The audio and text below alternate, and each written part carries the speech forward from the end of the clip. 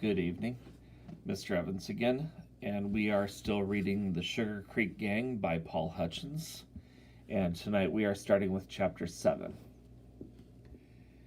It was Dragonfly who saw the man first, for as I told you before, he had the sharpest eyes of any of us. "Psst," he hissed. "There's a funny-looking man." He dropped flat on the ground, which was a signal for all of us to do the same thing. Only it didn't do Poetry much good to lie down, 'cause anybody couldn't help but see him, although maybe they wouldn't think he was a human being, but a big fat steer or a horse or something. Sure enough, there was a man all right about 20 yards from the tree and walking straight toward it. Or rather, he was just walking along kinda lazy-like, but going toward the tree just the same, and he was whistling some kind of tune which sounded like Old Black Joe or something. Big Jim turned his face round towards us, raised his fingers to his lips and said, "Shh," and his eyes said, "Don't you dare make a noise, any of you." Then he handed the binoculars to me, and I noticed particularly that the man looked awful young to be a bank robber, and he had coal-black hair. When we'd all had a look with the binoculars, we knew that something was really mysterious, for the man was digging around in the old tree. Excuse me. "He's looking for something," Poetry couldn't help but say, thinking maybe of the whiskers and the glasses and the wig. It's a good thing the grass was tall where we were, or the man might have seen us. Once he stopped what he was doing and looked around quick as if he'd heard something. Then he went on whistling Old Black Joe and walked away, following the creek. Something must have scared him, for pretty soon he started to run for all he was worth. I guess we lay there for maybe 5 minutes waiting for Big Jim to say we could get up. We could see from the expression on his face that he was thinking hard. Pretty soon he said, "It won't do for us to act like we know anything special. Let's just get up and be natural like a bunch of boys having a good time." Circus was about the only one of us that didn't have any trouble acting natural when he was trying to. He yawned, stretched, and said, "Boy, it feels good to lie here in the shade." Only there wasn't any shade there at all, except what Poetry made, he being so awful fat. So with all of us acting natural, or nearly so, we just moved along gang fashion until we got to the tree. Big Jim made us all stand back and kept on trying to act natural, which was pretty hard to do. We could hear him digging around in the tree with little Jim's stick, and pretty soon he let out a low whistle, and I saw him shove something into his pocket and keep right on digging around. There was a queer look on his face when he came back to where we were. Then all of a sudden there was a shot up the creek, then another, and another. It didn't take us long to get back to the spring, I can tell you, for that look in Big Jim's face and those gunshots scared us plenty. And we were all so excited we could hardly talk. Excuse me. Which was all right, because we were supposed to do nothing but run anyway, which we did. At the spring, Big Jim took out of his pocket a dirty brown envelope and started to open it, when we all jumped suddenly like we were shot, for we could hear footsteps coming up along the top of the hill. We all sat there so tense we couldn't move. Big Jim shoved the envelope in his pocket and started whistling. Poetry rolled over on his side, yawned, and said, "Boy, I'm sleepy. In winter I get up at night and dress by yellow candlelight. In summer quite the other way. I have to go to bed by day." Little Jim sidled over to Big Jim, and his right hand crept into his so he wouldn't feel so scared. Circus and Dragonfly started a wrestling match, and I got my binoculars and focused them on a snake which was swimming along a creek. The snake must have seen or heard us, for he ducked under and didn't come up again until he was almost all the way across and about 10 feet farther down the creek. All this time we knew the footsteps were coming nearer, even though we couldn't hear them. I guess we were all pretty relieved when we looked up and saw it was my pop, with a big pail in his hand coming for spring water. He stood looking at us and at our sign on the tree and at the paper drinking cups. Then he filled his pail and said casual like, "You better come home at 5:30 tonight, Bill. This is Thursday, you know." You see, Thursday is prayer meeting night in our church. Some kids might think it was kind of goofy to go to prayer meeting, but I didn't, because I'd been going ever since I was old enough to be carried there. And when you've got a mother and a father like mine, you think prayer meeting on Thursday night is all right. In fact, I felt sorry for Circus's folks who didn't go to any place on Thursday nights except to places where they shouldn't. Circus's pop especially. Circus's mom was a really good mother, but she didn't have a chance with so many children, and all of them girls but one. Circus's folks didn't know anything at all about the Bible. It didn't seem fair for a boy to have that kind of parents, but that's the kind Circus had, and all he knew about things like that was what he'd learned from Little Jim and poetry and me, but mostly from Little Jim. Circus had already quit swearing, because Little Jim didn't like to hear it, Circus being the only one of our gang that did swear on account of Big Jim wouldn't stand for it. So as quick as he knew it was wrong, he quit. Well, just as my pop reached the top of the hill with his pail of water, he turned around and said without even being excited, "Maybe you boys would be interested to know that about 20 minutes ago, the sheriff caught a boy bank robber down along the swamp, and the robber is on his way to jail now. To the hospital first to get well of his wounds, because they had to shoot him." Little Jim looked kind of pale, and I knew right away he was thinking about that robber. For pretty soon when Pop was gone, he said, "I hope he doesn't die without being sorry. Mother says unless a man repents of his sin and lets Jesus come into his heart before he dies, he won't ever be saved and can't go to heaven at all." After Little Jim said that, we all kept still for a minute, thinking different things. I wondering whether the bank robber's mother would go to the jail to see him, and thinking how awful it would make her feel to have that kind of a boy, and wishing every boy in the world had a mother like mine or Little Jim's or Poetry's. I bet there wouldn't be many bad boys in the world if they did have, would there? We decided we'd better find a more secluded place than the spring before we opened that brown envelope, because at the spring you can never tell when somebody's going to come for a drink. So we climbed up on top of a high hill over on the east side of the woods, to a big rock where we sometimes had our meetings. And in a few minutes we were all there looking at a rough drawing of some kind with scrawly writing on it. Right out in the middle of the page was a bed that looked like a hospital cot, and in the bed was an old man with a nurse standing there with a glass of water, and the old man was saying, "More, please." Alongside the bed was a funny crooked line, twisting along like a snake, and a little bird was in a tree close by singing, "Sweet, sweet, sweet." There were some letters and numbers and other lines running off from the one that looked like a snake. "It doesn't make sense," Poetry exclaimed, and it looked like he was right. I kept watching Big Jim's face, for I knew he was thinking. Big Jim had the kindest face you ever saw, with clear blue eyes and a chin that had a great big dimple right in the middle. There wasn't any sense to my noticing the yellow and black fuzz on his upper lip, when I should have been thinking about the map, or whatever it was supposed to be, unless it was because some other people call others' faces maps. Anyway, I thought that Big Jim was old enough almost to begin shaving, and I kind of envied him being that old, for that little mustache meant that Big Jim was almost a man.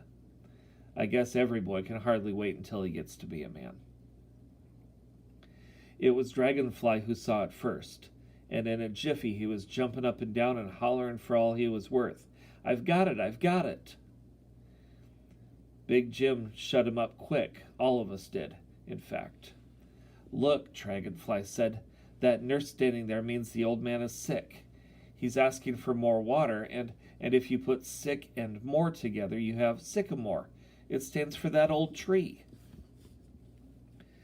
I guess we were all pretty excited right that minute, and we must have made a lot of noise, because Big Jim said, "Calm down."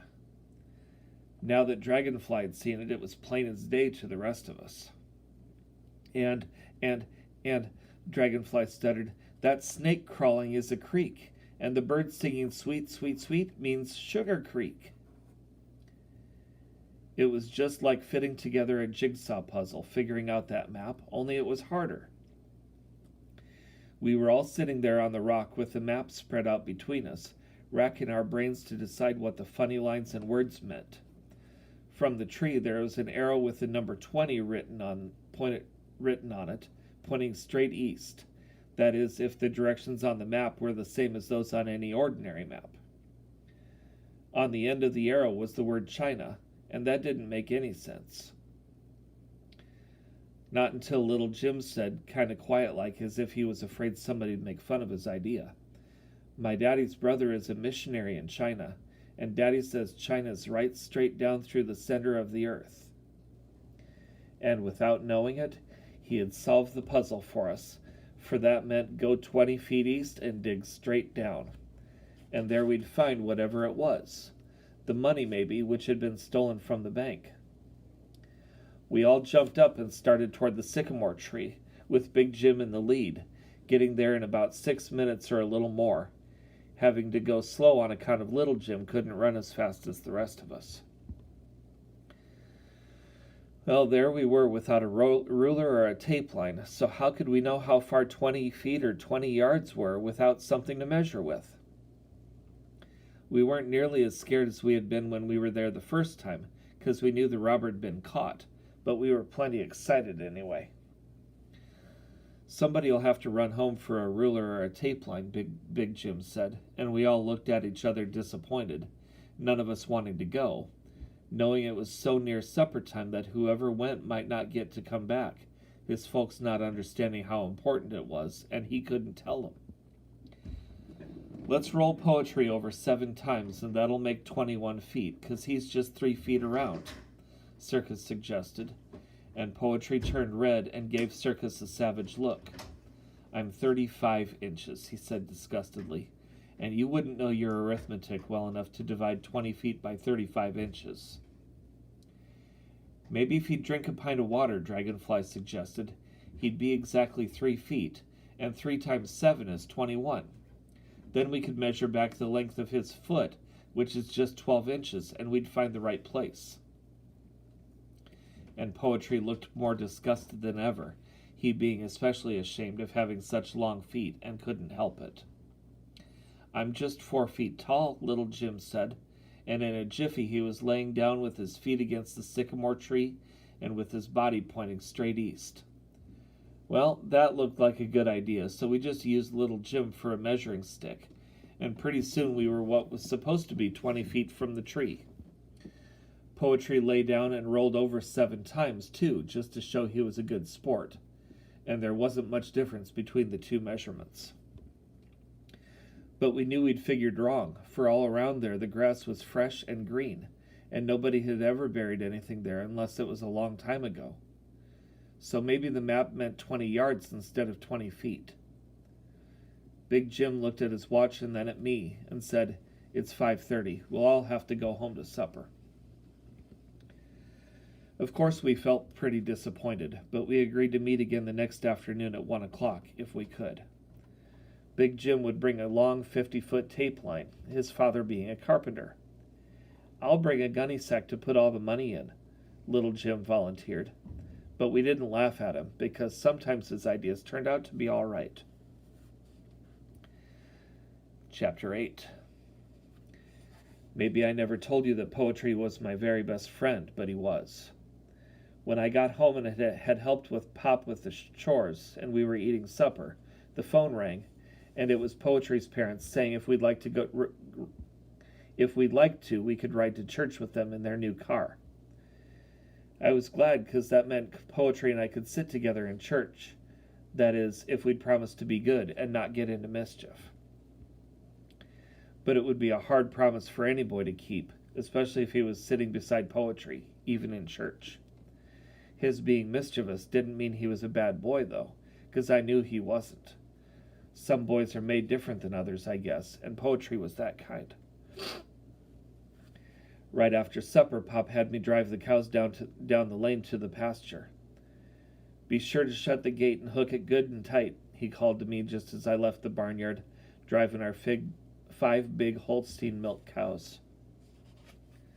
"I will," I called back, and with a long stick cut from an ash tree, which I always used when I was driving the cows, I trudged along happily, thinking about tomorrow and wondering what we'd find, or if the map had been drawn by some crazy person and didn't have anything to do with the bank robbery at all. That was about the oldest and dirtiest envelope I'd ever seen, and the map looked like it had been drawn 100 years ago. Well, maybe 20 years ago anyway, or maybe 10. Pretty soon I heard Mom's voice calling me to hurry or we'd be late for church. And when I got up close to the house, I heard her complain a little to Pop, saying, "Whatever makes that boy so irresponsible?" or some such long word. And Pop said, "He's a dreamer. He'll be all right if we give him time." Well, pretty soon poetry was there, and we were all there in their car going up the road lickety-sizzle towards our church, which was maybe 2 miles from where we lived. You know, we boys all lived out in the country, in about the prettiest spot in the world, I reckon. Right across the road from our church, which was a country church, was a 3-room schoolhouse, and it wasn't the school we all went to either, because we had a little 1-room school of our own right in our neighborhood. It didn't take us long to get there, and it wasn't even dark yet, and our car was the first one to drive up in the big wide churchyard and park. Soon people came from all directions, and the services began. Poetry and I held the songbook together, and I noticed he didn't look at the page more than half the time, but he just growled along, singing a sort of bass. Knowing most of the words from memory, he liked poetry so well. The meeting wasn't exactly the kind to appeal to real red-blooded boys like us, but we liked the music and the minister's prayer, which wasn't too long, and his sermon, which was easy to understand and wasn't too long either. Then they had what they call testimonies, and different people stood up and said nice things about Jesus and how they loved him and how their prayers were answered, things like that. And I just sat there kind of trembling on the inside, because I loved Jesus too, maybe as much as any of them did. And I was wishing the minister would say, "Now if any of the boys and girls would like to say a word, we'll ask all the older people to keep still for a few minutes." But he didn't, so I just sat there wishing I'd get up anyway, and didn't, half promising myself I'd do it next Thursday night, even if they didn't ask for boys and girls too.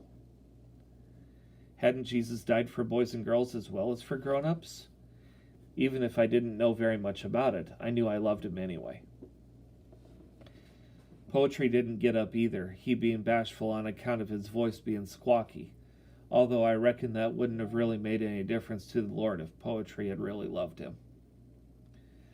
Well, pretty soon, while the minister was talking again, Poetry and I almost jumped out of our seats when he said, "This afternoon I was called to the hospital to see a young man who was supposed to be a bank robber. He was just a young man, too. Poor boy. He was all broken up about it, said he hadn't done anything wrong, and was out there in the swamp looking for something." Poetry's hand was gripping my arm so tight I could hardly keep from saying, "Ouch." Then our minister asked us to pray for him that he might be saved, because he wasn't sure the boy'd ever get well, and even if he did get well, he ought to be saved anyway. Maybe Poetry and I didn't pray out loud like some of the rest of them did, including my pop, but we prayed quietly anyway, even if our eyes were wide open. Say, there wasn't anybody in the world that could pray better than my pop could, not even a minister. Pop prayed especially for that boy in the hospital, and then for all the boys in our neighborhood, and for all the boys in the world who, he said, would all grow up to be either good or bad men according to whether they became Christians when they were boys. I guess Poetry must have felt like I did, 'cause I saw him put his hand up to his eye real quick-like and brush away something that might have been a tear, while I was doing the same thing, thinking what if that boy had been one of the Sugar Creek gang, or even me or Poetry. Only, of course, he was 18 years old, and I was only 10, and Poetry about 11 or maybe 12. Well, the next morning my pop drove away in our car, and was gone for about an hour and a half. When he came home, he said he'd been to the hospital to see Barry Boyland, which was the name of the robber, if he was one. He's better, Pop said, and the doctor thinks he'll get well in maybe a week or two. Pop was kind of happy, too. I saw him take his big black Bible out of the car and carry it into the house and lay it on the center table. What else? Mom said. Even if he doesn't get well, it'll be all right, Pop told her, because he took Christ into his heart this morning, and he's saved now. Mom seemed awful glad to hear that, because she liked boys so well and wanted them all to be saved. And he wasn't a bank robber at all, she asked. They don't know yet. He says he wasn't. Says he lived out in California and that his parents were dead, and that he used to have an uncle that lived around here somewhere, and he had come to look him up. I asked him why he had been carrying a gun, and he said somebody told him there were bears up in the hills, and he was afraid not to, and that when he saw the sheriff and his posse, he was so scared his gun accidentally discharged. They thought he was shooting at them, and because he had black hair like the robber was supposed to have had, they shot back at him. Just to prove he was really telling the truth, Pop went on, he showed me a picture of his uncle, which he had with him, and I've brought it home for you to see. Pop took out of his pocket a picture which was about the size of a postcard, and Mom gasped like she was terribly surprised and said, "Old Man Paddler! Why... Let me see," I said, getting there as quick as I could. "It's nothing," Pop said, not wanting me to get excited. "It's just the picture of an old man who used to live up in the hills, but who disappeared about 10 years ago when you were just a baby." Pop handed the picture to me, and it was my turn to be surprised. In fact, I never was so surprised in my life before, because the picture looked exactly like Poetry did when he had on the wig and long white whiskers. "What's the matter?" Pop said. "Nothing," I said, then added, "Did he really die 10 years ago?" "He must have," Pop said, "although nobody seems to know what became of him. His old cabin is still up in the hills where it was, and people say it's haunted, maybe because nobody knows what happened to the old man. Anyway, I told Barry Boyland his uncle was dead, and he seemed very much disappointed." Well, you can guess that I, Bill Collins, was listening for all I was worth to what Pop was saying, and thinking and trying to figure things out.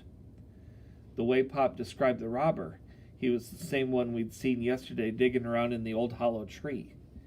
I kept thinking about the wig and the whiskers and the dark glasses which Poetry had found, and the funny map with the old man in bed, and I thought maybe Barry Boylan's uncle must have been a crazy old hermit or something. Maybe he even drew the map himself, and maybe he buried it there in the old tree, and buried the disguise there too. But what for, I asked myself. Well, anyway, maybe us boys would find out this afternoon. Now that we knew there wasn't anything particular to be afraid of, it would be like some new game, only a whole lot more mysterious. Pretty soon it was dinner time, and right after that it was 1 o'clock, and the gang was all down at the spring. Circus and Dragonfly and Poetry and Big Jim and Little Jim with his gunny sack, and me, Bill Collins. First I told them what Pop had said about the robber not being a robber at all, and about him being saved. And you should have heard Little Jim sigh with relief, just like he'd been carrying something heavy for a long time, and somebody had suddenly lifted it off his shoulders. Even Circus seemed glad, for there happened to be an elm sapling right there, and he shinned up it as quick as a squirrel, and stood up on the first limb, slapped his hands against his legs like an old rooster flapping his wings, after he's just won a fight with another rooster, and then Circus crowed in a way that sounded exactly like our old red rooster at home.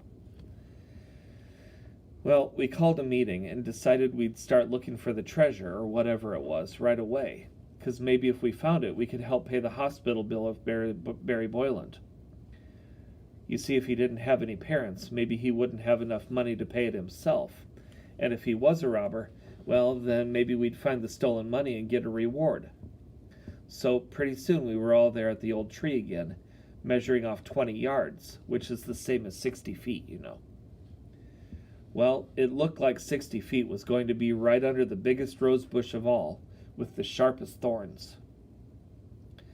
We measured all over again to be sure, and as near as we could figure straight east, that was just where it was.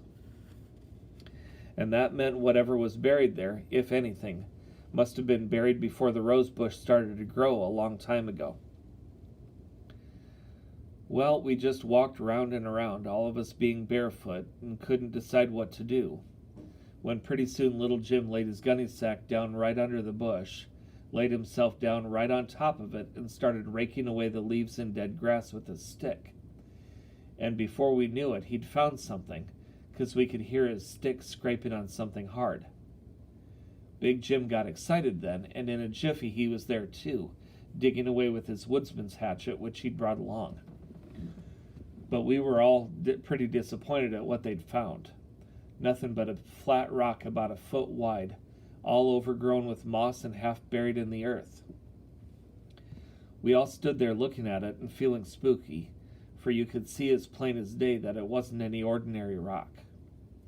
The fact is, it looked a little bit like an old-fashioned tombstone, like the kind we have in our church graveyard, only it was lying down instead of standing up. Big Jim was digging around it and was just about ready to pry it out and turn it over to see what was under it or else what was written on the other side, when Dragonfly said, "Psst! Somebody's watching us. I saw him right over there in the bushes." I tell you, it didn't take Big Jim long to cover that stone over with dead leaves and dried grass, nor for all of us to start acting natural. Poetry was the first one to get started, having maybe 100 poems tucked away in his mind somewhere. He dropped flat on the ground, anyway as flat as he could, and made a mournful face and with his hand up to his head said, "Humpty Dumpty sat on a wall, Humpty Dumpty had a great fall. All the king's horses and all the king's men couldn't put Humpty together again." Circus was already lying on his back, swinging his feet up and down and saying, 1, 2, 1, 2, up, down, up, down. Big Jim crawled out from under the rose bush and rubbed his eyes and scolded us for waking him up, saying it so loud and looking so fierce that for a minute we thought he meant it. Then he yawned and acted awful sleepy. "Look, fellows," I cried, holding up one of the roses I'd just picked. "Look at these pretty yellow stamens all around the green and white center. Why, this rose only has 5 petals," I said, surprised-like. A stamen, you know, is the organ in a flower that carries the pollen, and if flowers didn't have 'em, you could plant 1,000,000 seeds and none of 'em would grow. But none of the boys were paying any attention to me, so I started looking for birds with my binoculars. And in a jiffy I was looking at a big red-winged blackbird swinging in the top of a little tree along the creek, his scarlet shoulders shining in the sun. I swung my binoculars around like I was looking for more birds, and in a jiffy I saw somebody, sure enough, right over in the bushes. And would you believe it? He looked like an old man with long white hair and whiskers, only he didn't have dark glasses on. Yes, sir, he looked exactly like the picture I had seen of Old Man Paddler less than 2 hours ago. I lowered my binoculars quick and looked around to see if Poetry was still with us, and he was. Well, that meant we'd have to stop looking for the treasure now and wait until we were sure nobody was watching us. In fact, Big Jim said we'd all better go in swimming and come back later. We were just starting to leave when the man came out from where he was hiding and began hobbling toward us looking like an awful old man. You could tell he was angry about something, for he waved his stick at us and shouted, "Get out of here! Don't you know this property belongs to me, you little rascals? Get out, I say! Run, or I'll have the law on you!" "It's Old Man Paddler!" I cried, and started to run, and in a jiffy the whole gang was running helter-skelter through the woods just as fast as we could go, and we didn't stop until we got to the spring, where we all dropped down on the grass and rested a minute so as to catch our breath and get cooled off before drinking, which is the way you're supposed to do when you're hot, no matter how thirsty you are. Did you ever see a man so mad in your life? Dragonfly asked. I never did, Circus said, filling one of the paper cups and drinking. Of course, we'd all heard about Old Man Paddler living up in the hills a long time ago. We'd been up to his cabin 2 or 3 times, but he was supposed to be dead now. Everybody said so. But we'd seen him with our own eyes this afternoon, hadn't we? How can a man be dead and still alive? Maybe we saw his ghost, Circus said. My dad says this old swamp is haunted, but I never believed it before. There aren't any such things as ghosts, Little Jim said quickly, because my mother says the Bible says that when a man's dead, he's dead for good, and then if he doesn't go to heaven, then he goes to that other place, and nobody ever comes back again. Somehow we all knew Little Jim was right, he being a real Christian. But I decided to ask Pop about it when I got home that night anyway. Anyway, Big Jim still had the map. He said it probably belonged to the old man, and we'd have to give it back to him. Maybe he had something buried there himself, and after being away for 10 years or more, he'd come back to get it. We decided not to go back today, but to keep it a secret about the old man, because we didn't want our folks to worry about us. When I got home, I had the grandest surprise waiting for me, and you'd never guess it in the world. Let's hurry and get our chores done, Bill, Pop said. You've been such a good boy that you may stay all night at Thompson's, and you and Poetry can sleep out in their backyard in his tent. Well, that was something I'd been wanting to do ever since school was out and Poetry had put up his tent. You can guess I didn't waste much time helping Pop with the chores, even if ordinarily I am kind of lazy about it. That is the end of Chapter 8, and we will see you again tomorrow night. Have a good evening.